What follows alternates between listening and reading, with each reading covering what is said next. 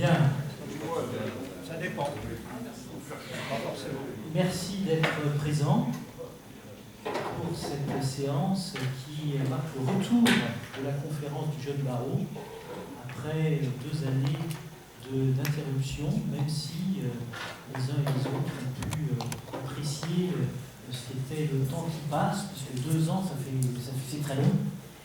Eh bien, je dois dire que je suis très content d'être là avec vous pour pouvoir dire quelques mots au sujet de cet événement important de notre barreau, puisque cette conférence du jeune barreau est un des événements, à mon sens, les plus importants et les plus fondamentaux de notre convivialité au sein de notre ordre. Je voudrais simplement dire très rapidement que cette conférence du jeune barreau est indispensable parce qu'elle permet aux jeunes avocats de s'exprimer, de se connaître et également d'être en situation de se mesurer à d'autres, mais en toute amitié, bien évidemment. Il ne s'agit pas d'un concours au cours duquel on va se mépriser les uns les autres. Au contraire, c'est un concours au cours duquel chacun doit manifester son talent, doit manifester sa manière d'être, sa manière de s'exprimer. Eh bien, j'allais dire tout simplement que la fête commence.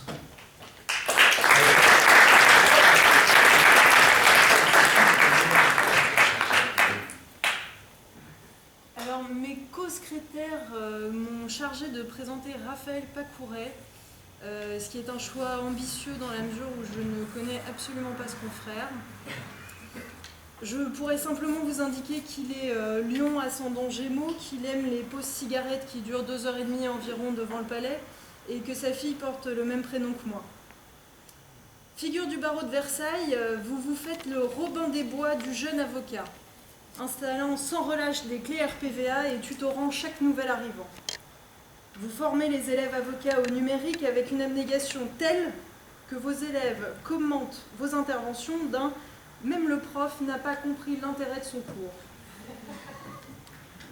En 2021, vous co-présidez la commission mineure. Le CJPM devient votre sacerdoce. Vous vous investissez à corps perdu dans la rédaction d'une convention locale qui siège fièrement sur le bureau de notre bâtonnier dans l'attente illusoire d'une homologation qui, si j'en crois Martine Perron, n'interviendra jamais. Je pourrais vous dire, chers confrères, qu'il est un brillant pénaliste. En réalité, nous savons tous qu'il profite allègrement de sa qualité d'avocat d'enfant pour entretenir son réseau de mineurs à des fins peu avouables. Et non content de récupérer de la lycéenne, il se présente devant vous ce soir, usant de son statut d'ancien pour se faire une nouvelle fois briller auprès des plus jeunes consoeurs de ce barreau. Toutefois, la conférence étant faite pour nouer des liens, nous sommes ravis de l'accueillir ce soir et de lui offrir cette opportunité sans autre pareille.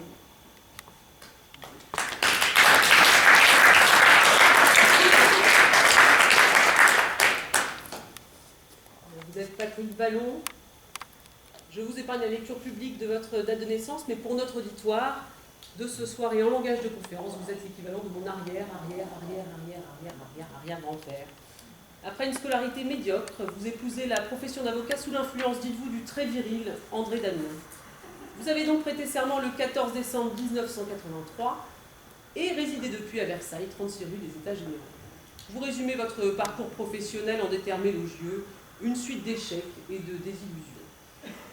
Je note par ailleurs quelques tares, alcoolique et pervers sexuel, qualité partagée par bon nombre de vos confrères, rassurez-vous. Votre dossier médical nous en apprend un peu plus sur vous. Vous êtes presbyte et priapique. Alors je me permets de préciser pour l'Assemblée qui s'interrogerait sur la signification de ce mot. Le priapique est un malade atteint de priapisme, le priapisme étant une situation pénible, je veux bien le croire, et dangereuse dans laquelle le pénis, après l'érection, ne retrouve pas sa facilité normale au bout de 4 heures, même en l'absence de toute stimulation physique ou psychologique. Bien, Monsieur Vallon, je crois que nous avons évoqué assez largement votre identité. Vous êtes poursuivi devant ce tribunal aujourd'hui pour avoir, à Versailles et sur le territoire national, en tout cas depuis temps non couvert par la prescription, participer abusivement à la rentrée des anciens secrétaires de la conférence du barreau de Versailles, et ce, en état légal de récidive. Fait prévu et réprimé par le code des avocats désabusés du barreau de Versailles. Je note que vous n'avez pas souhaité bénéficier de l'assistance d'un avocat, déclarant au cours de vos auditions « Il ne me mérite pas tous ces cons ». Je vous informe que vous aurez le droit de garder le silence, de répondre à mes questions, de faire toute déclaration spontanée que vous jugerez utile. Monsieur Vallon, il va falloir cesser. Vous êtes le recordman en titre de la participation à la rentrée des anciens. À l'image de Brigitte Lahaye, vous ne lâchez jamais le morceau. Pour les besoins de cette affaire, je me suis plongée dans les archives de la conférence et force est de constater qu'on vous retrouve effectivement en 2014, 2015, 2017, 2018, 2019, 2020, l'année dernière, miracle, rien du tout. Il aura fallu une crise sanitaire mondiale pour enfin vous faire taire. J'ai recueilli des témoignages parfaitement édifiants de certains de nos confrères. On en a gros, maître Frédéric Champagne. C'est un malade, il a besoin de soins, maître Pierre Jamblard. Il faut mettre un terme à ce parcours délinquant, maître Patrice Moreau. Mais que fait le bâtonnier, maître Paul Riquier? Les faits ne sont manifestement pas contestés, puisque dans votre courrier, vous confirmez souffrir d'incontinence physiologique, certes, mais aussi verbale. Votre portrait est bien sombre, monsieur Vallon, mais j'ai aussi à mon dossier, à votre décharge, le témoignage d'un confrère, véridique cette fois, anonyme, qui dit de vous: il a la plus noble des humanités, l'humanité discrète. Le rôle étant quelque peu chargé aujourd'hui, je vous propose de terminer sur cette note positive d'instruction de votre dossier, et puisque vous n'avez rien à dire pour votre défense, le tribunal délibère sur le siège et magnanime prononce la relaxe, vous remerciant de continuer encore et encore, chaque année, à faire rayonner la conférence. Patrick, vous avez la parole, et Raphaël également.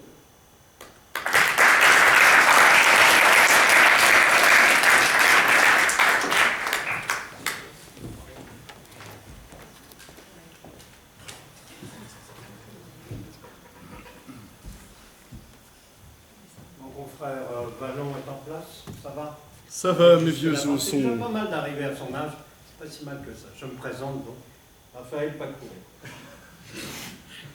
Je pensais être seul, comme d'habitude, depuis des années, et en quelque sorte à l'américaine, commencer par le cirage.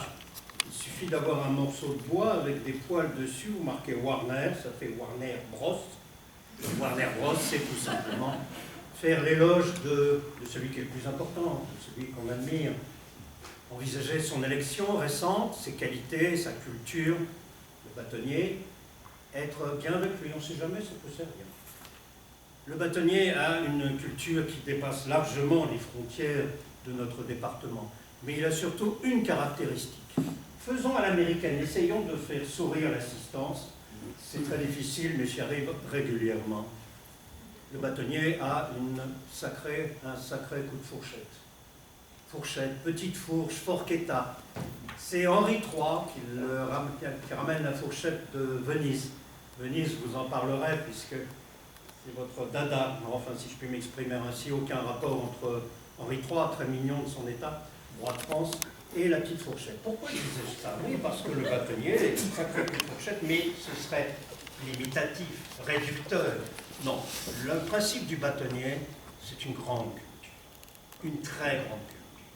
Surtout une culture picturale, je ne sais plus. Bref, il aime la peinture, et pas n'importe quelle peinture. Remontons dans le temps, il y a ce qu'on appelle à voir et à manger, Arcimboldo. C'est joli, et en plus, ça se bouffe. Il y a aussi, de manière beaucoup plus proche, un peintre espagnol qui a, à mon avis, un avenir certain, Pablo Picassiette. Mais le bâtonnier aime par-dessus tout l'art français. Méfions-nous des modes, surtout en ce moment. Et je sais que ce grand peintre avec des gros coups de crayon noirs a toute l'affection du bâtonnier, Bernard Buffet. Et j'en aurais terminé parce que le bâtonnier en a déjà assez et que la brosse peut servir aussi à ses secrétaires merveilleux. Ces secrétaires qui sont nettement au-dessus du lot et qui me permettent, et ça c'est ce que j'avais dit, mais grâce aux secrétaires, c'est un binôme. Oui, je ne suis pas tout seul. Il va donc falloir que je partage, pas dans mes habitudes. Mais partager quoi? Des anecdotes, des éléments, enfin. Je suis Raphaël Pacouret. C'est le jeu. Je rajeunis. Je suis brun, fringant, les lunettes, bon ça, les vieux en ont. Et surtout, à l'instant, depuis très peu de temps, je n'ai plus peur de courir dans les couloirs parce que je serais en retard. Comme toujours, il arrive tard, il repart tôt parce qu'il y a une autre audience extrêmement importante un peu plus loin. Il a Jolly Jumper garé devant le palais, là où on le retrouve, comme l'a dit Madame le secrétaire, toujours en train de fumer. Je m'en moque, moi je suis jeune, je peux me passer du tabac depuis 1 an et 1 jour, mais ça n'a pas une grande importance, ça c'est ma vie privée. Non, il a Jolly Jumper, pourquoi? Parce que Lucky Luke, enfin, il plaide plus vite que son nom. Pas d'ambiguïté dans mon propos. Mais c'est surtout le Pacouret, c'est un feu follet. Et je bénéficie là en ce moment de cette énergie, c'est un jeune chiot dans un magasin de croquettes. Il ne sait plus où donner de la tête. Oh, c'est bien pour moi de retrouver cette jeunesse qui est perdue, qui est passée depuis un certain temps. Et je me rends compte que je monopolise la parole. Confrère, vous avez peur? Je suis capable de tenir, comme on l'a été dit, une demi-heure, 3/4 d'heure, empêcher les 6 autres confrères de prendre la parole, ça me dérangera. Mais j'ai la notion de partage. Alors tout de suite, sans embâche, immédiatement, sans en rajouter, directement, sans faire des phrases. Qu'avez-vous à dire, mon cher confrère Vallon, sur tout ça? Alors, j'ai envie de vous répondre que nous avions programmé ce soir de faire un discours avec de la répartie. Mais je savais par avance que de toute façon, avec Raphaël Pacouret, ça serait impossible. J'ai envie de vous répondre simplement. Quand les vieux de 66 ans parlent, les hommes de 49 écoutent. Et c'est là la difficulté. C'est que manifestement, la prétention ne vous a pas étouffé. Raphaël Pacouret, celui qu'on peut imaginer en train de se promener avec sa cigarette, comme vous le disiez, avec sa mobilette à 3 roues, hein, parce que je veux bien son fier destrier, mais ça ne reste qu'une mobilette à 3 roues. Mais il a oublié beaucoup de choses, Raphaël Pacouret. C'est que j'ai roulé ma bosse. J'ai roulé même mes clients. Et je veux dire que j'ai de la bouteille. Enfin, de la bouteille de rosé, on est d'accord. Ce que j'ai envie de répondre, finalement, à ce jeune impétueux, ce freluquet là, c'est que la vieillesse, ça amène son cortège de misère. Fini la Merco, fini les vacances à Venise. Ah, je n'ai plus l'âge pour aller directement à Venise. Au mieux, j'irai à Carnac. Allez, faire un petit golf avec une voiturette. Ah, quelque chose qui pourrait, effectivement, faire blanchir mes os tranquillement. Mais, quelque part, j'ai envie de répondre. Celui-là qui est en face, là, je le connais bien. Je le connais bien et lui me connaît. Parce que quand il avait 6 ans, le garnement, qui est-ce qui lui faisait des avions en papier? Qui est-ce qui lui demandait de les lancer sur le professeur de droit constitutionnel à la fac de Nanterre? Qui c'est qui se rapprochait de sa mère?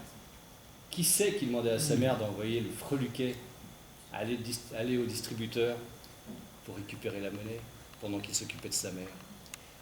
C'était moi. Eh ouais. D'ailleurs, la question ne s'est jamais posée, mais t'es-tu jamais demandé tes origines? T'es-tu jamais demandé une seule fois qui était ton père? Eh ouais. Bonne question, mais mon père, je n'ai pas connu, comme je l'avais indiqué au secrétaire de la conférence, malheureusement, il a été fusillé en 1945. Erreur. Carl von Wallon. Erreur. Je sais bien. Ton père est devant toi. Eh ouais. Parce que ce que tu ne sais pas, c'est que pendant que tu allais au distributeur, je m'occupais de ta mère. Ma mère. Alors que je tiens d'elle, une princesse cambodgienne, mannequin chez Michelin, qui rejoint en 1970 les troupes de Pol Pot avec Khieu Samphan. C'est comme ça que j'ai croisé Jacques Vergès d'ailleurs. À 85 ans, il portait beau encore, et il a plaidé pour numéro 2. Ma mère, bref, je n'ai connu qu'à cheval parcourant les champs de bataille couverts de morts sur qui tombait la nuit. Mais non. Ça me rappelle quelqu'un, mais ça c'est pas... Ta mère, tu te souviens? Tu te souviens de son prénom? Pas tout. Tu te souviens de son prénom? Tu te souviens de son prénom? Madame Mado? Non, Lulu la Nantaise. Ah oui. Ah, Lulu. Lulu, je voudrais bien l'oublier. En revanche, j'essaierai de me souvenir de Fernande, Félicie, Aliénor. Et voyez-vous, comme on dit, ça ne se commande pas. Non, je voudrais simplement terminer parce que vous me gênez beaucoup. Et on avait dit pas la vie privée. On avait dit pas la vie privée. Vous êtes comme moi, vous avez une certaine, comment dire, volatilité affective. Disait l'amiral de Kersozon, on a souvent donné le départ. Mais d'un autre côté, On n'a pas vous avez souvent raison. vu l'arrivée en qualité Je vais de vous premier. couper. Vous avez raison. La volatilité. Certains vont sur Mythique, d'autres choisissent, comme vous, le camp des mineurs. Un dernier mot peut-être, parce que c'est vrai que je suis très déstabilisé par ce face-à-face. Voyez-vous, je voulais dire tout le bien que je pense des jeunes stagiaires, des jeunes avocats, comme moi. Mais il y a quand même des caractéristiques qui m'énervent un tout petit peu. J'ai encore ce fond de... Je sais, je vais pouvoir prendre le bus en courant, et ça me fait sincèrement énormément plaisir. Ça fait des années et des années que je ne songeais plus à faire ce genre d'exercice. Voyez-vous, je voudrais dire, parce que les secrétaires sont là, que eux ont une qualité de langage, finir avec un bon mot, une attitude vraiment positive. Achetez un petit carnet avec des feuilles quadrillées à l'intérieur et faites comme moi. Allez écouter les jeunes confrères dans une audience correctionnelle de préférence, parce que paraît-il, c'est un petit peu plus vivant. Prenez ce carnet et tout simplement comptez les points. Quand le tribunal rend une décision qui est exactement les réquisitions prononcées par monsieur le procureur, vous aurez 20 points. J'espère que vous ne serez pas le conseil de ce pauvre homme qui vient d'être jugé, parce que votre présence ne servit à rien. Quand le procureur parle de gravité exceptionnelle, de sévérité, de tolérance zéro, vous gagnez 20 points. C'est qu'il n'a rien d'autre à dire, mais après tout, on ne lui demande pas d'être intelligent, on lui demande d'être servile ou docile, ce qui revient au même. Et puis observez avec votre petit carnet, asseyez-vous, observez les jeunes confrères, les jeunes consoeurs aussi. En général, les jeunes consoeurs font beaucoup plus de bruit en marchant avec des talons aiguilles dans le hall en marbre qu'à l'audience. Je vous arrête tout de suite. J'ai moi-même une petite réflexion sur ce sujet. J'adore regarder, je regarde les femmes en permanence, vous me connaissez, séducteur que je suis. Moi, Patrick Val, j'adore regarder une femme et dire qu'elle est intelligente, de dos. Elle est belle, mais intelligente. Elles sont parfois plus intelligentes de dos, c'est vrai. François Truffaut disait « Je ne tiens pas à les dépasser parce qu'au moins, derrière, de face, j'aurai peut-être des déceptions alors que les voyant de dos, je n'ai que des espoirs. » Non, là où il faut faire très attention, et je pense que je vais en terminer avec ça, c'est ces modes. Non pas les modes vestimentaires, ça ce n'est pas très très grave. On peut se faire remarquer avec tout et n'importe quoi en faisant du bruit. Mais une fois arrivé à l'audience, méfiez-vous tout simplement, parce qu'on revient à la conférence du stage, à la conférence du jeune barreau, méfiez-vous de ces tics de langage dont nous sommes tous victimes. Prenez ce petit carnet avec les pages dont je vous parlais, les pages quadrillées, et notez le nombre de fois où un jeune confrère ou une jeune consoeur commence par sa plaidoirie par « alors, en fait », avec cet accent faubourien qui n'a d'égal que la médiocrité. Ça continue en général avec « en fait » et « du coup ». Parce que, effectivement, alors, au jour d'aujourd'hui, mais, Monsieur le Président, en fait, et là, à chaque fois qu'il y a ces mots, eh bien, vous mettez une petite croix. Au bout de 50 croix, vous aurez peut-être l'avantage, l'honneur de revenir me voir, et vous saurez alors que, eh bien, moi aussi, En fait, je crois que du coup, il faut que je m'arrête. C'en est ainsi.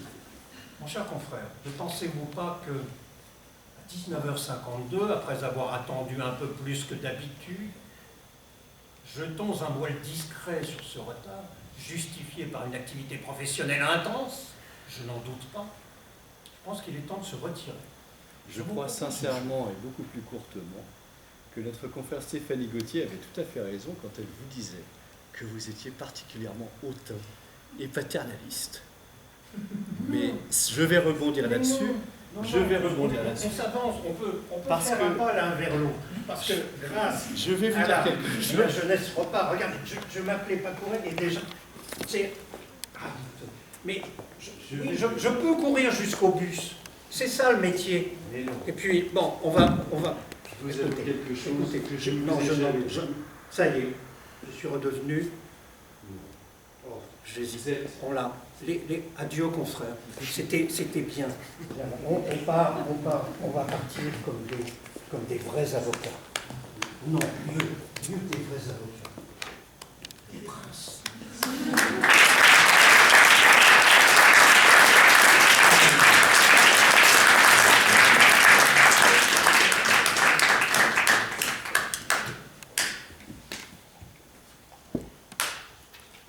Commencer un rappel au règlement. Alors ça va s'adresser visiblement aux prochains intervenants et non pas à ceux qui ont tout oublié et à mes consoeurs. En 2022, il est désormais interdit de faire le moindre humour sur les femmes, sur les hommes qui veulent devenir des femmes, sur les femmes qui veulent devenir des hommes, sur ceux qui veulent devenir rien du tout, sur la religion, sur les chiens écrasés, sur le bâtonnier mendicasse, sur ma ponctualité. Reste disponible en 2022 la verrue plantaire, le kiwi et les procureurs. Pas grand-chose, mais au moins on sera conforme. Alors il me revient l'honneur de présenter le seul duo ce soir qui finalement sera légitime, un duo mixte, et ce sera bien le seul. Stéphanie Braud. Stéphanie Braud, B-R-A-U-D. Ou de son nom de scène, Braud, B-R-A-U-L-T, comme indiqué dans la première invitation. Il ne s'agissait pas d'une erreur, car nous le savons tous ici, les secrétaires sont infaillibles. Alors ce n'est pas sans appréhension, mais sans place pour le moindre sarcasme, que je me livre ce soir à la présentation de celle qui fut et restera éternellement la secrétaire de la conférence de l'année que nous tairons ce soir par élégance. Alors oui, un immense respect, car à l'évidence, ma chère consoeur, vous pourriez être ma mère. Non, non, sérieusement, ma mère spirituelle. Car nous possédons une passion commune, celle de la fiducie. Et ça nous rapproche forcément d'affronter les rires et l'incompréhension bienveillante de nos confrères à qui vous n'avez cessé de vanter les mérites de ce magnifique engin. Alors, bonne camarade, généreuse, sympa, cool, amicale, sincère, pas politique. Autant de qualificatifs spontanément donnés par nos confrères à l'évocation de votre nom. Franchement, c'est à se demander si vous possédez un seul des défauts nécessaires à l'exercice pérenne de notre profession.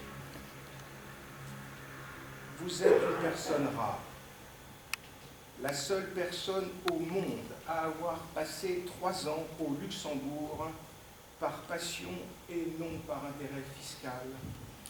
Là où on manque de se pendre après 3 jours, vous avez passé 3 ans, respect. Cependant, et avant de dîner aux frais de la conférence et de ses maigres économies, votre présence ce soir suffit à dissiper une angoisse sourde et à faire taire la controverse. Vous êtes bien attaché aux barreaux de Versailles et vous n'êtes pas devenue totalement parisienne. Nicolas Sanfer, secrétaire de l'année 2002, 20 ans. Alors vous êtes un avocat engagé, votre rigueur morale vous a conduit à vous mettre résolument aux côtés des employés et à ne jamais vous compromettre avec le grand capital. Sauf si un salaud de patron ou un DRH sans scrupules décide de vous rétribuer grassement. Alors nous saluons ici votre éthique déterminée et notons qu'il faut bien vivre.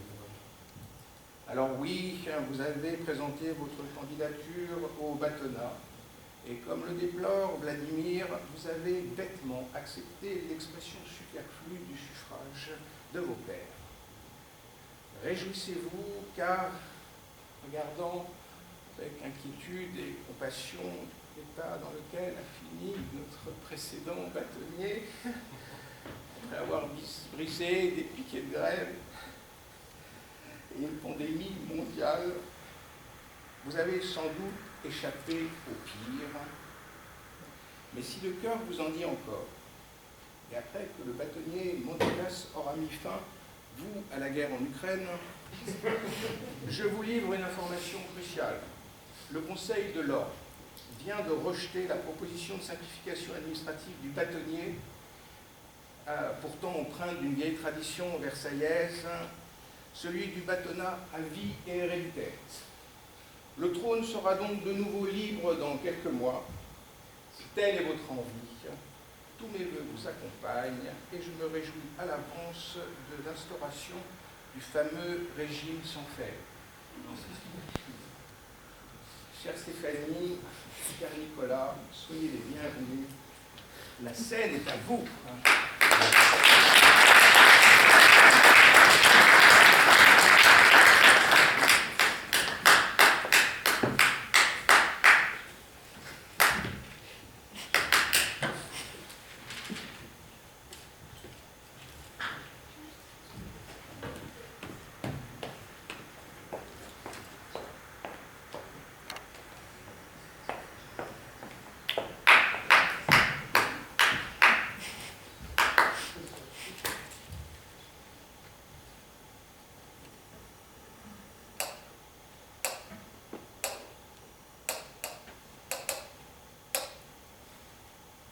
Vous percevez la tension qui règne dans cette salle?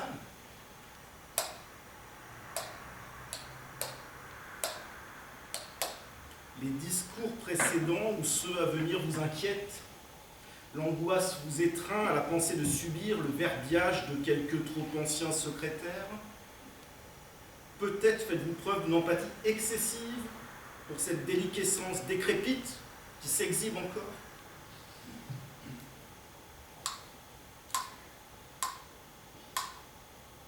C'est de l'ASMR, de l'anglais Autonomous Sensory Meridian Response, que l'on pourrait traduire plus justement en français par réponse autonome du méridien sensoriel. L'objectif de ce petit bruit est de produire une sensation satisfaisante qui remonte le long de votre colonne vertébrale pour vous procurer du bonheur. On est comme ça à la conférence. On aime donner du bonheur. Et nous avons du travail. Et nous avons du travail pour dénouer les points de tension. Les Cosaques sont aux portes de l'Europe. L'Ukraine est bombardée. Chantage nucléaire, retour du Covid. Et ce qui vous touche, comment mettre de l'essence dans le Range Rover ou la Porsche quand le litre de sans-plomb dépasse le montant de l'UV à l'AJ? Stéphanie me dit que ceux qui s'offrent un plein d'essence ne savent pas ce que sont les UV et la J. C'est promis, j'arrête de m'adresser au barreau d'en bas, pas de souci. Par contre, vous, là, pauvre public versaillais de droite, pléonasme, le coup de grâce, c'est dur, Pécresse si basse dans les sondages. Parlez de ses peines,